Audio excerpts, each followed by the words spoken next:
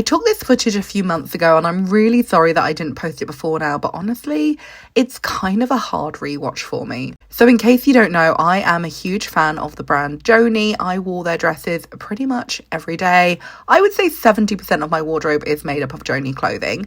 And when they announced that they were closing, I was absolutely devastated. I got so many messages from people on the internet and also in my real life saying, oh my God, Joanie are closing, I'm so sad. And I literally went to the website as soon as they announced it to make one final order, but unfortunately they had already shut their online doors, so I couldn't even place one final order, which was so heartbreaking because I actually had stuff in my basket which I had been meaning to check out, but I was just waiting till I had a little bit more money in my account. So I headed over to Vinted and I was buying up all the items that I could find in my size, which I had missed out on previously, which probably took my percentage of Joanie in my wardrobe to about 70 to about 80%, because that is how much I bought on Vinted. Anyway, a few months later, I discovered where all the Joanie had gone. All the unsold stock from their website had been taken to the original factory shop. Of course, I went online, I discovered there was a few stores near me, so I made a few little road trips to all the stores locally to see what I could find, because I discovered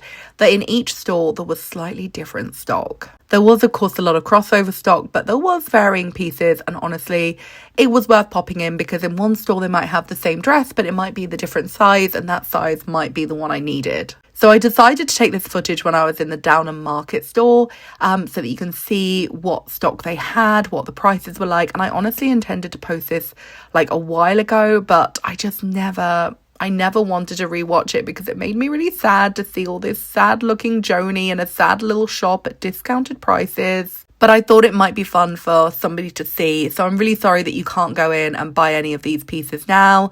But I thought it'd be nice to see like what happened to the Joanie stock at the very end. So here we